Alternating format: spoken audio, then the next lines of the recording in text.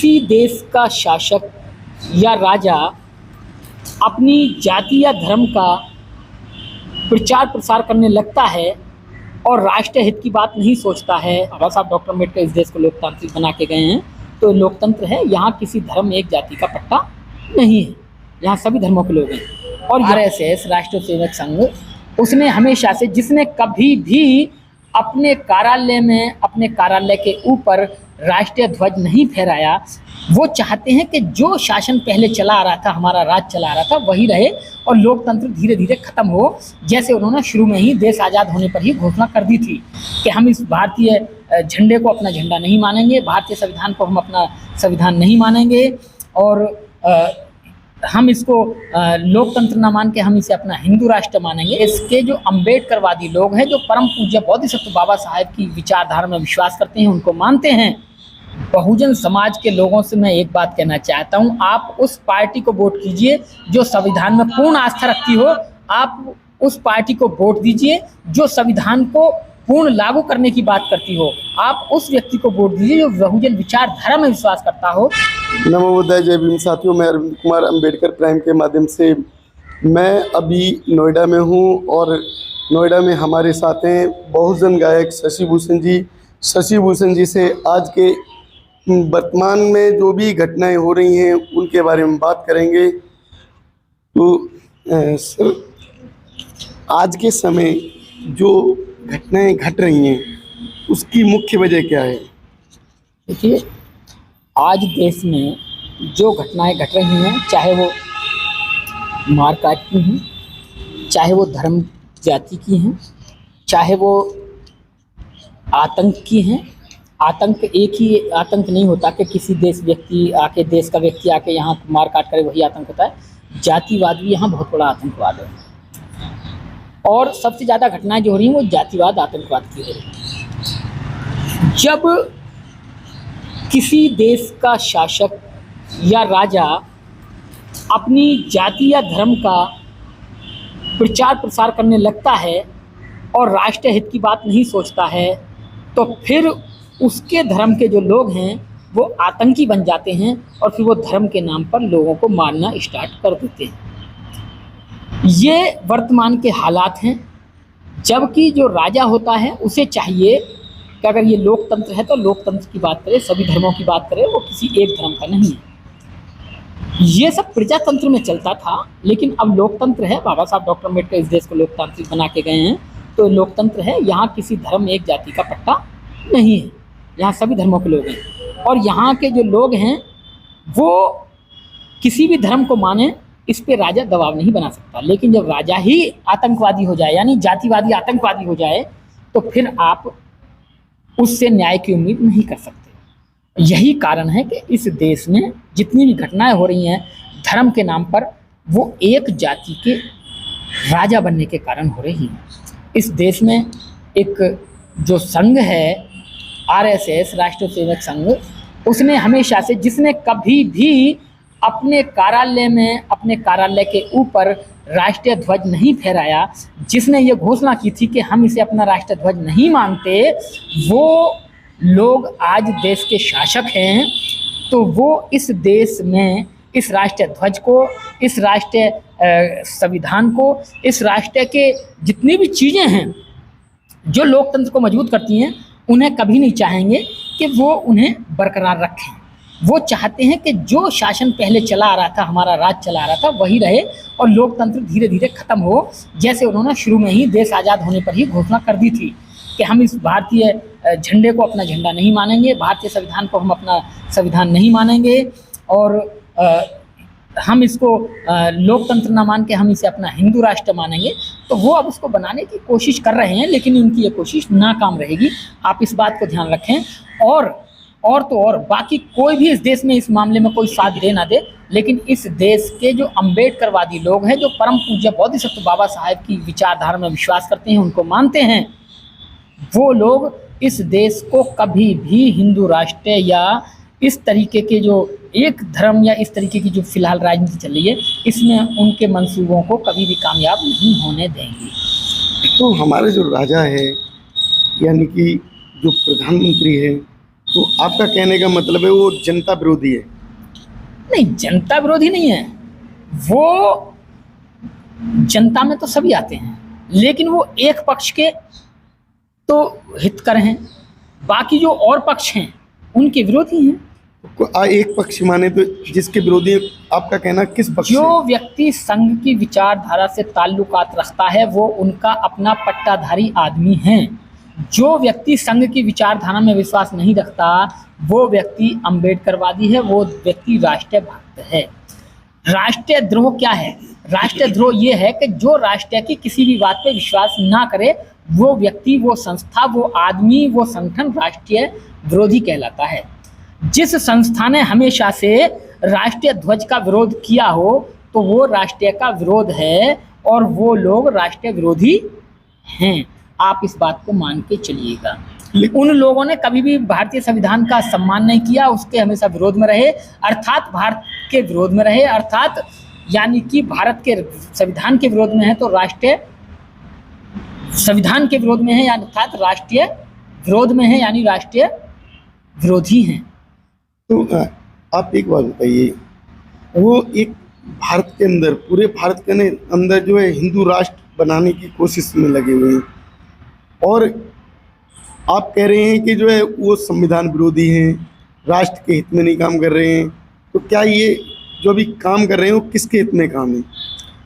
वो अपनी आने वाली पीढ़ियों के हित में काम कर रहे हैं कि अभी हम इन लोगों को गरीब करें, जो इनके पास संविधान से धन दौलत आ गया ये चेहरे की चमक आ गई है, इससे छीनो और अपने 4-5 जो व्यक्ति हैं उनको दो, उनको विदेश भेज दो और जब ये गरीब हो जाएंगे, भूख के लाले पड़ जाएंगे तो फिर हम उन्हें बुला लेंगे उनका पैसा लेके और फिर हम यहाँ के जमींदार बन जाएंगे। लेकिन मैं उनको बता दूं कि जनता अब जाग चुकी है, जनता अब मान चुकी है कि उनसे भूल हुई है और भूल सुधारने का मौका 2024 में आ रहा है। और इस देश के जो लोग हैं, इस देश से जो प्यार करते हैं, जो इससे मोहब्बत करते हैं, वो लोग ऐसी ताकतों को 24 में उखाड़ फेंकेंगे, उन्हें बाहर का रास्ता दिखाएंगे। तो आपका कहने का मतलब है 2024 में बहुजन राज आएगा? बिल्कुल आएगा। तो बहुजन राज कैसे आएगा? बहुजन तो अभी जागरूक नहीं हो रहा देखिए, है। बहुजन, पहली बात तो बहुजन का जो कंसेप्ट है वो SC ST OBC माइनॉरिटी, यहाँ के गरीब आदिवासी लोग हैं और इन्हीं ताकतों ने कभी उन्हें अलग किया था, टुकड़े टुकड़े खंड खंड किया था अपने राज लाने के लिए। आज वो राज्य में तो वो चाहते हैं कि ये खंड खंड में ही रहें, लेकिन अम्बेडकरवादी लोगों ने उनको इकट्ठा करके उनको बहुजन बनाने की कोशिश की और बन रहा है। और ये SC ST OBC माइनॉरिटी आदिवासी लोग इकट्ठे हो रहे हैं और जब ये सब इकट्ठे हो जाएंगे, इनकी समझ में आ जाएगा तो वो फिर इन ताकतों को यहाँ से भगा देंगे, खदेड़ देंगे। ये आप देखते रहें, ज़्यादा दूर नहीं है 2024 में आपको इसका रिजल्ट बन जाएगा। इस देश में बहुजन, किसी बहुजन व्यक्ति के हाथ में सत्ता होगी, चाहे वो महिला हो चाहे पुरुष हो। अभी मैं नहीं बता सकता कि किसके हाथ में होगी, क्योंकि ये तो काम मतदाताओं का है, मत देकर लोगों को करने का है। मेरे भविष्यवाणी करने से या मेरे अनुमान से नहीं हो सकता, लेकिन मुझे इतना विश्वास है कि यहाँ के लोग जाग चुके हैं अपने अधिकारों को लेकर, अपने सजगता में वो हैं और जो सजग हैं वो जाग चुके हैं और वो लोगों को जगाने का कार्य कर रहे हैं। अच्छा, आप जो है अभी आपने कहा बहुजन, जी, बहुजन से मतलब आपको किन किन जातियों से है? देखिए, बहुजन में जाति नहीं आती, बहुजन में कैटेगरी आती हैं। कैटेगरी बोले तो SC में जितनी भी जातियाँ टोटल, ST में जितनी भी जनजातियाँ हैं, जंगली वो हैं, वो सब हो गए। OBC में जितनी भी जातियां हैं, मुझे नहीं मालूम कितनी हैं, क्योंकि मैं अपने स्टेट की बता सकता हूँ, अदर स्टेट की नहीं बता सकता। माइनॉरिटी में जितने भी लोग हैं, अल्पसंख्यक लोग हैं, कन्वर्टेड लोग हैं, वो कितने हैं? मैं तो समुदायों की बात कर रहा हूँ पूरे, मैं जातियों की बात नहीं कर रहा। अगर लगाएं, इस तरह लगाएंगे तो कम से कम 6000 से ज़्यादा जातियाँ हैं। अगर ऐसा कुछ है कि जातियाँ इकट्ठी हो रही हैं या समुदाय इकट्ठे हो रहे हैं, तो हमारे समुदायों ने जो लीडर बना के भेजे हैं, लोकसभा में बैठे हैं, राज्यसभा में बैठे हैं, 131 हैं टोटल। वो 131 अगर चाहें तो कभी बीजेपी को गिरा देते। अगर इतना कुछ बीजेपी कर रही है तो उसका विरोध क्यों नहीं कर रहे हैं? क्या वजह है? देखिए, एक परिवार में 2, 4, 6 लोग होते हैं, तो जरूरी नहीं है कि सभी पढ़े लिखे, विद्वान, बुद्धिमान हो, सब कुछ हो। होता क्या है कि जब दुश्मन को पता होती है तो वो उस व्यक्ति को तोड़ता है परिवार में जो सबसे कमज़ोर होता है। जंगल का नियम है, शेर भी जब शिकार करता है तो पहले झुंड में ये देखता है कि सबसे कमज़ोर कौन सा जानवर है। ये देखता है कि लंगड़ा कौन सा है, ये देखता है बीमार कौन सा है। सब तो भाग जाएंगे, उसका मुकाबला कर सकते हैं, ये देखता है टूट कौन सकता है। तो ऐसे ही विरोधी पार्टियां भी ये देखती हैं कि कमज़ोर कौन कौन से वर्ग हैं, उन कमज़ोरों को वहाँ से उठाओ, अपना पिट्ठू बनाओ और इनको चुनाव जिताओ और उनसे कहो कि तुझे हमने नेता बनाया है, तू हमारी बात करेगा, उनकी बात बिल्कुल नहीं करेगा। तो 31 बैठे हुए वो लोग हैं जो अपने समाज के बहुत कमज़ोर हैं, वो बुद्धि में कमज़ोर हैं। पैसे में तो इसलिए हो गए होंगे क्योंकि एक बार नेता बन गए हैं, एमएलए एमपी बन गए, तो पैसे में तो मजबूत हो जाएंगे। लेकिन जो बुद्धि में कमज़ोर हैं, जो विचारों में कमज़ोर हैं, जो समानता में कमज़ोर हैं, उन लोगों को उन्होंने अपना सरमौर बना रखा है और वहाँ रख रखा है। जिस दिन ये मजबूत लोग इकट्ठा हो जाएंगे, इन्हें सबक सिखाएंगे और वहाँ से निकालेंगे। और आप यकीन मानिए कि जिनको आज आप कह रहे हैं ना कि 131 जो बैठे हैं, वो भी उन पार्टियों को छोड़ के आपके पीछे आ जाएंगे और आपसे कहेंगे हमसे गलती हो गई थी, हमसे भूल हो गई थी। तो जो अंदर बैठे हुए तो गूंगे बहरे हैं, अगर क्योंकि सुनते हैं फिलहाल गूंगे बहरे हैं। तो उन गूंगे बहरों को क्या 2024 में जनता को वोट देना चाहिए, नहीं देना चाहिए? बिल्कुल नहीं देना चाहिए। तो आपका कहने का मतलब है तो फिर वोट किसको देंगे?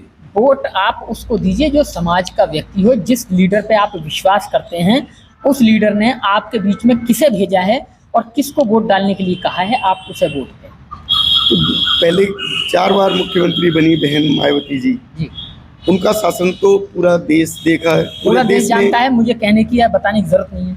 आप जो है राजस्थान से कोऑर्डिनेटर रहे हैं बीएसपी के। नहीं, ऐसे किसी पद पर मैं नहीं रहा, लेकिन मैं राजस्थान की एक विधानसभा में गया हुआ हूँ। वहाँ का पार्टी में जब पार्टी के होते हुए मैं वहाँ रहा था, वहाँ के हर जो लोग हैं वो जानते हैं, वो बता सकते हैं, मेरे बारे में बता देंगे। तो तब मैंने वहाँ देखा, मैं वहाँ गया हूँ, जानता हूँ, अच्छी तरीके से पहचानता हूँ। एक विधानसभा में, एक लोकसभा में मैं गया हूँ, मैंने देखा है और अच्छी मजबूती स्थिति में है। लेकिन क्या है कि कुछ कारणों से हम वहाँ हर बार रह जाते हैं, लेकिन इस बार हम बहुत अच्छी प्लानिंग से कार्य हो रहा है और हमारी सरकार इस बार अच्छी तरीके से देश में शासनकर्ता जमात में शामिल है और हम इस देश पे इस बार काबिज होंगे। तो आपका कहने का मतलब है कि 2024 में जो आपकी सरकार बनेगी वो बहुजन की, बहुजन से मतलब माने बीएसपी? देखिए, बीएसपी की तो बनेगी ही बनेगी, और अगर बहुजन समाज पार्टी की सरकार नहीं बनी तो उसके बिना किसी की नहीं बनेगी। जिसको बहुजन समाज पार्टी चाहेगी सरकार, उसकी बनेगी। लेकिन बहुजन समाज के अंदर जो बहुत सारी पार्टियां बन गई हैं, उन पार्टियों को जोड़ने का कैसे काम? मैंने आपसे क्या कहा है, या तो बहुजन समाज पार्टी की सरकार बनेगी भारत में, अगर बहुजन समाज पार्टी की सरकार नहीं बनती है तो सरकार उसकी बनेगी जिसको बहुजन समाज पार्टी चाहे। तो हमारी जो सरकार है, जो बहुत अच्छा शासन करके आई है, क्या इकलौती पार्टी है हमारी बहुजनों की या और भी बहुत सारी पार्टियां हैं? देखिए, ऐसे तो बहुजन समाज में जन्मा कोई भी व्यक्ति पार्टी बना ले तो हम उसे बहुजन व्यक्ति की बहुजन पार्टी कह सकते हैं। लेकिन अगर उस पार्टी की विचारधारा स्वर्ण लोगों से मिलती जुलती है, संघ से लोगों से मिलती जुलती है, तो आप उसे बहुजन समाज पार्टी या बहुजन समाज पार्टी से मिलती जुलती पार्टी नहीं कह सकते। तो बहुजनों की अगर कोई पार्टी है तो वो बहुजन समाज पार्टी है, जो बहुजन महापुरुषों की विचारधारा को लेकर चलती है। आप और पार्टियों में देखिए, कहीं किसी महापुरुष का फोटो नहीं मिलेगा। मान्यवर काशीराम जी का तो अब लगाने लग गए हैं कि वोट चाहिए उन्हें। बाकी देखिए, बहुजन समाज पार्टी के अलावा संत गाड़गे का कौन फोटो लगाता है? आप देखिए, संत ज्योतिराव फूले का कौन फोटो लगाता है? आप देखिए, कौन नारायण गुरु का फोटो लगाता है? आप बहुजन समाज पार्टी को छोड़ के आप बताइए, कौन बाबू जगदेव प्रसाद का फोटो लगाता है? और देखिए, कौन लगाता है पेरियार का फोटो? कोई नहीं लगाता है। साहब का तो इसलिए लगाते हैं क्योंकि वो एक कुशल रणनीतिकार थे। तो बहुजन बहुत शिक्षित भी हैं, लेकिन शिक्षित होने के बाद भी वो भटक जाते हैं, ऐसा क्यों? देखिए, भटक ही जाते हैं, कुछ राह भूल ही जाते हैं। उन्हें भूला नहीं कहते जो लौट आते हैं। आज आप जिन्हें भूला कह रहे हैं, उन्हें भूला नहीं कहेंगे जब सरकार बनेगी। जब सरकार बनने की रणनीति बनेगी, जब समय आएगा, वो सब एक मंच पे होंगे, सब एक जगह होंगे, आप देखते रहिए। तो 2024 के लिए हमारे बहुजनों को संदेश दीजिए, बहुजनों जिसे जैसे आप बहुजन मानते हैं। बहुजन समाज के लोगों से मैं एक बात कहना चाहता हूं, आप उस पार्टी को वोट कीजिए जो संविधान में पूर्ण आस्था रखती हो। आप उस पार्टी को वोट दीजिए जो संविधान को पूर्ण लागू करने की बात करती हो। आप उस व्यक्ति को वोट दीजिए जो बहुजन विचारधारा में विश्वास करता हो। आप उस पार्टी को वोट दीजिए जो बहुजन महापुरुषों का सम्मान करती हो। और आप उस व्यक्ति को कभी वोट मत देना जिस व्यक्ति ने आपके बुजुर्गों का कभी सम्मान ना किया हो। आप उस व्यक्ति को कभी वोट मत करना जिन्होंने आपके बुजुर्गों को अपमानित किया हो। हमेशा उनको कभी वोट मत करिए। आप 2024 में कभी भी उन व्यक्तियों को वोट मत करिए जो बाबा साहब से चिढ़ते हैं, बाबा साहब के संविधान से चिढ़ते हैं। आप उन लोगों को कभी भी वोट मत करिए। बाकी आप किसी को भी वोट करिए। मेरे कहने का मतलब ये है कि आपके सामने सिर्फ एक ही पार्टी आएगी, वो आपके अपने विवेक से कौन सी होगी वो आप देखिए। बाकी नाम लेने, नाम रखने से कोई बहुजन या इतने महापुरुषों का आदर सम्मान करने से कोई बहुजन समाज पार्टी आस्थावान नहीं बन पाता। जैसा कि आपने एक बहुजन गायक जी से बात की है और एक संगठित बात करते हैं, संगठन की बात करते हैं, समाज को जोड़ने की मुहिम चलाते हैं, तो आप लोग कैसे जुड़ पाते हैं, कैसे इनकी बात आप लोग समझ रहे हैं? और एक बहुजन पार्टी है, हमारी बहुजनों का मतलब केवल बहुजन पार्टी। बहुजन पार्टी को अगर हम वोट दे के आएंगे तभी बहुजन पार्टी आगे निकल के आएगी, तभी हमारी बहन मायावती प्रधानमंत्री बन पाएंगे। अगर प्रधानमंत्री हमारी बहन मायावती बनती हैं 2024 में तो हमारे हक अधिकार की बात करेंगी।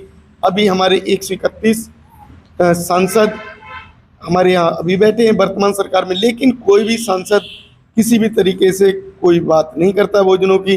पूरी तरीके से अत्याचार हो रहे हैं, उनके भी पक्ष में बात नहीं कर रहे हैं। वर्तमान सरकार मनमाने खर्चे कर रही है।